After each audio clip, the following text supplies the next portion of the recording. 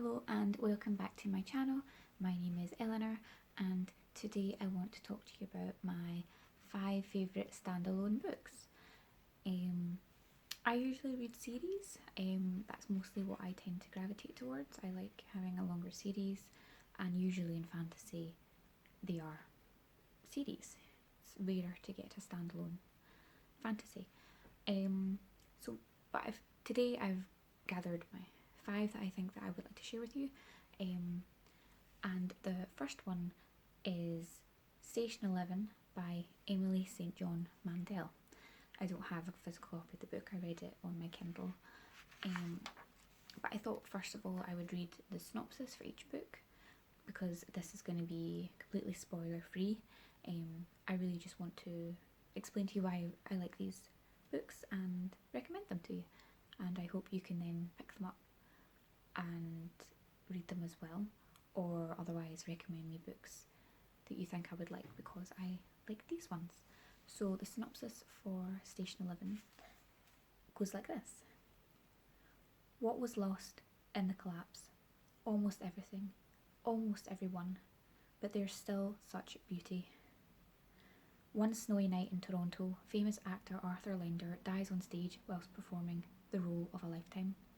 That same evening, a deadly virus touches down in North America. The world will never be the same again. 20 years later, Kirsten, an actress in the Travelling Symphony, performs Shakespeare in the settlements that have grown up since the collapse. But her newly hopeful world is threatened. If civilization was lost, what would you preserve? And how far would you go to protect it? So this is a post-apocalyptic story. A flu virus travels across the world and everyone dies. But it's not really about that part of the story. It's set over a couple of different time periods and it does jump about a bit. So some of it is set before the flu destroys the world. So it's people's normal lives, just about the people, about humanity, and a snapshot of their lives at that time pre-apocalypse. And then it's set 20 years after the collapse, and it's about these people. This story is really not about the apocalypse. It's not about story really isn't about the apocalypse itself. It's about the people. And usually I don't really gravitate towards novels that aren't very heavily plot based. That's not what I tend to gravitate towards. I like very heavily plot based stories. There's very forward moving action, but that's totally not present in this story. What makes it really engaging is the changing in time. The characters are so very interesting, and they do kind of weave in together. There's little connections here and there, but it really is about civilization and how humanity continues on.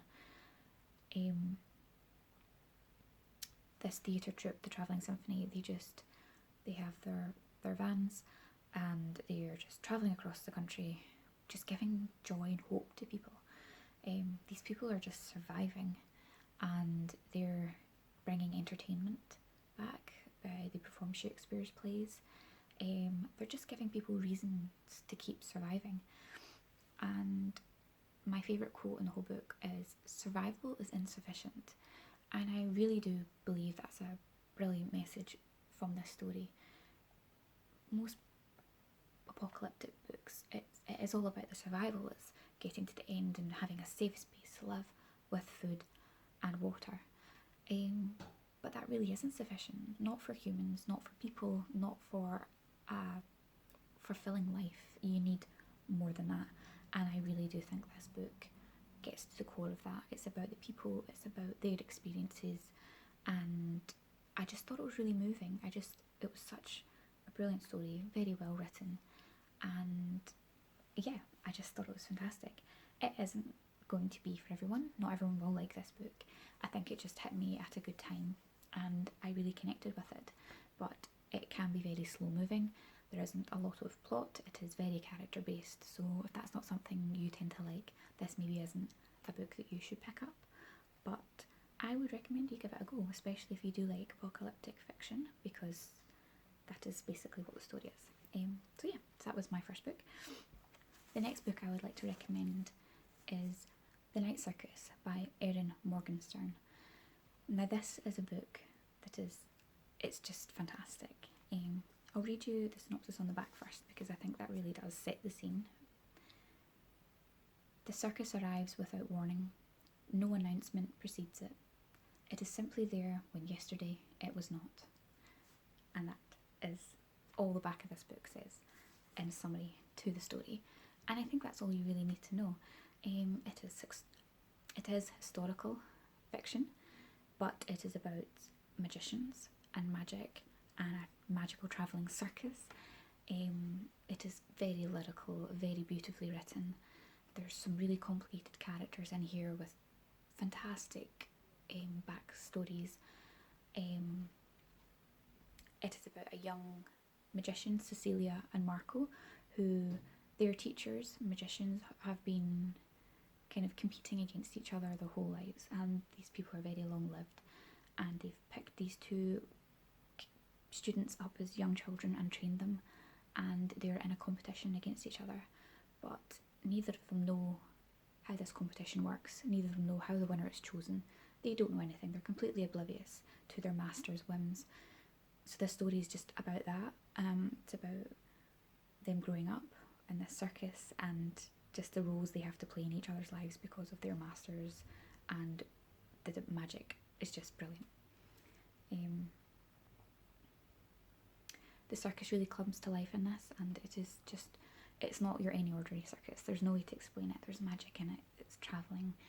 It only comes at night.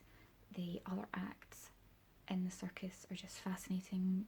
The characters are just beautifully done. I don't think I'm kind of saying the same thing over and over again. It is a very slow moving book. There is a plot. It does take quite a while to get there because this writing is just so wordy and very, very description heavy. Again, if that's not something that you gravitate towards, if you like fast-paced action and you want to get to the point quickly, this might not be the book for you. It is quite a big book. Also, there is a couple of different timelines, so it follows them a little bit when they're younger, and it follows them a little bit present day, and historical. So again, if that's not something that you normally enjoy reading about, then I would be wary of that. But I would encourage anyone to give this a go. It is a standalone novel, and it's just brilliant.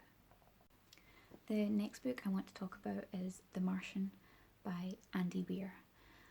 Again, I'll just start by reading the blurb on the back. I'm stranded on Mars. I have no way to communicate with Earth. If the oxygenator breaks down, I'll suffocate. If the water reclaimer breaks down, I'll die of thirst. If the habitat breaches, I'll just kind of explode. If none of these things happen, I'll eventually run out of food and starve to death. I'm screwed. That's what really drew me towards this book initially. It was just the short blurb on the back, very dramatic, very running out of time, just so engaging. I knew there was a film coming and I really wanted to read the book before watching the film. In my usual fashion, I read the book. I still haven't watched the film yet, even though I read the book months and months ago. Haven't got around to it. But I loved this book. It captivated me from the very first few lines of the story. It's so dramatic, and it's the internal monologue of the main character, Mark, who has been accidentally stranded on Mars. He was presumed dead by his fellow astronauts, and they left him behind, not realising that he had survived. As you may know, Mars is very far away, and the mission wasn't quite built in a way that he was supposed to be there for a very long extended period of time. So it's this very clever astronaut trying to use all the tools and equipment at his disposal to help him survive. It's written in a kind of mission log style. He's writing these notes to send back to Earth as a record of everything he's doing every day. So it's just the character Mark and him writing and lamenting about his situation, and it's very funny. I didn't expect a story that's got such a serious tone to it to actually be really funny, but the astronaut Mark is just really witty and just has great fun and is quite sarcastic, I suppose, with his situation, and it's just a really good read. It's really fast paced. I didn't want to put it down. I read it really quickly. There's not real chapter headings, it's just each different mission log is numbered, and because there's just such anticipation with every crisis that he overcomes, and you're like, oh, what's going to happen? It was just such a fun read. Yeah, and again, it just grabbed me from the first page, and I read it really quickly. I really want to get to the film now because it's got good acting in it, and I've seen the trailer and I think it would be really good, and I just want to get to that soon. I might try and watch that in the next couple of weeks. So I would really recommend this, especially if you've maybe only seen the film. Books are always different from the films, and I think you would enjoy it. So yeah, I would recommend this to everyone. Obviously sci-fi. It does get quite technical and quite wordy, but I don't think it's necessary for you to be able to understand these technical points. He's talking about maths and about like what are they called? Yeah, like the maths of spaceflight and all the technical jargon about all of that. I don't really think you have to understand all of that to be able to get great enjoyment out of the dramatic story. So I would highly recommend. The next book that I would love to recommend to you is Neverwhere by Neil Gaiman. Now this is a really kooky story. Again, I'll just start off by reading the back, so you can get a clear picture of the plot without me accidentally spoiling it. Under the streets of London, there is a place most people could never even dream of. A city of monsters and saints, murderers and angels, knights in armour and a pale girls in black velvet. This is a city of people who have fallen between the cracks. Richard Mayhew, a young businessman, is going to find out more than enough about this other London. A single act of kindness catapults him out of his workday existence and into a world that is at once eerily familiar and utterly bizarre. And a strange destiny awaits him down there, beneath his native city, Neverwhere. So, the plot's very intriguing, and it's just really interesting. So this is an urban fantasy, and if you've ever read any Neil Gaiman, you can maybe guess what's in store. Just a very unusual and quirky cast of characters in a brilliant setting. You set it under London, and it's just a really fun and exciting read. As the blurb said, Richard is completely oblivious, living in London. He has his day-to-day life with his day-to-day friends and family, and by accident he ends up in the London below, in Neverwhere, which is every bit not like London as London is. It's also just got really good humour. Neil Gaiman's quite good at his kind of casual humour. It's not a laugh out loud kind of story, it's just very clever and very well written. The characters are really interesting. All the London Below characters have really bizarre habits and personalities. It's very fantastical, and he draws a lot on other myths and legends to create these characters underground. There's angels, demons, and lots of magical happenings, and it's just a really quirky story about this Richard getting stuck in the London below called Neverwhere, and him trying to get back to his ordinary life above ground, and the adventures / misadventures that he has along the way trying to get there. It reminds me somewhat of Alice in Wonderland, just because he accidentally fell into this other place, and it is so utterly bizarre and unexpected. That's kind of the way it reminds me of that Alice in Wonderland. And the last book I would like to recommend is Good Omens, The Nice and Accurate Prophecies of Agnus, Not Her Witch by Terry Pratchett and Neil Gaiman. Now this is a really, really bizarre book again, and will also be a book that you either really like it or really don't like it. I think it's a particular type of person needs to read it. It's not for everyone. So again, I'll read the back. Armageddon only happens once, you know. They don't let you go around again until you get it right. According to the nice and accurate prophecies of Agnus Nutter, Witch, the world's only totally reliable guide to the future, written in 1655, before she exploded, the world will end on a Saturday. Next Saturday, in fact, just after tea. People have been predicting the end of the world almost from its very beginning, so it's only natural to be sceptical when a new date is set for Judgment Day. This time, though, the armies of good and evil really do appear to be massing. The 4 bikers of the apocalypse are hitting the road, but both the angels and demons, well, one fast-living demon and a somewhat fussy angel, would quite like the rapture not to happen. And someone seems to have misplaced the Antichrist. If that synopsis doesn't intrigue you, then I don't know what's wrong with you. It's just so funny and quirky. It's about 2 friends, an angel and a demon, who are supposed to despise each other, but they've been on Earth for such a long time that they've fallen in love with Earth and they've struck up a good balanced friendship. They don't want Judgment Day to come. They quite like living on Earth. They like all of the nice things about Earth, about the food and the drinks and the books, and they just like their life on Earth. They don't really want Judgment Day to happen. So it's their misadventures in misplacing the Antichrist and trying to stop the rapture to happen without their own teams working out that they're trying to stop it. It's really funny. It mixes the best of both Terry Pratchett and Neil Gaiman.